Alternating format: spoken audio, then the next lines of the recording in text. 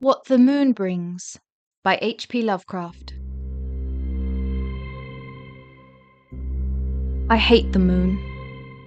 I am afraid of it. For when it shines on certain scenes, familiar and loved, it sometimes makes them unfamiliar and hideous. It was in the spectral summer when the moon shone down on the old garden where I wandered. The spectral summer of narcotic flowers and humid seas of foliage that bring wild and many-colored dreams. And as I walked by the shallow crystal stream, I saw unwanted ripples tipped with yellow light, as if those placid waters were drawn on in resistless currents to strange oceans that are not in the world. Silent and sparkling, bright and baleful, those moon-cursed waters hurried I knew not whither, whilst from the embowered banks white lotus blossoms fluttered one by one in the opiate night wind and dropped despairingly into the stream, swirling away horribly under the arched carven bridge and staring back with the sinister resignation of calm, dead faces. And as I ran along the shore, crushing sleeping flowers with heedless feet and maddened ever by the fear of unknown things and the lure of the dead faces, I saw that the garden had no end under that moon, for where by day the walls were, there stretched now only new vistas of trees and paths, flowers and shrubs, stone idols and pagodas, and bendings of the yellow-litten stream past grassy banks and under grotesque bridges of marble.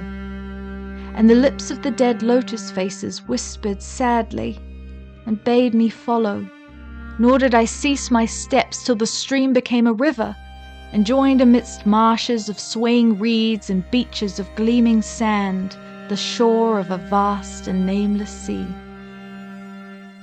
Upon that sea the hateful moon shone, and over its unvocal waves weird perfumes brooded.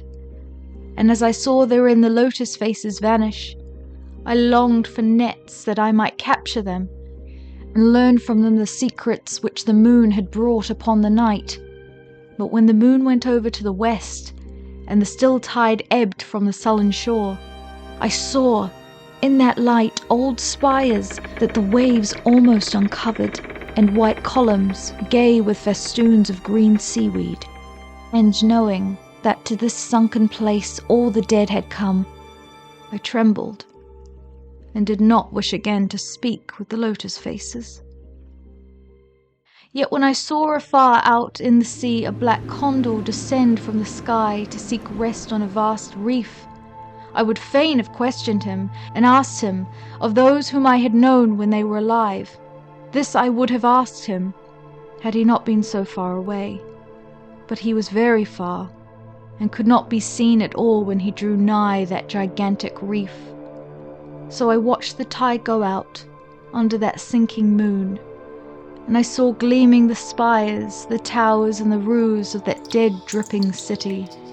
And as I watched, my nostrils tried to close against the perfume-conquering stench of the world's dead, for truly, in this unplaced and forgotten spot had all the flesh of the churchyards gathered for puffy sea worms to gnaw and glut upon.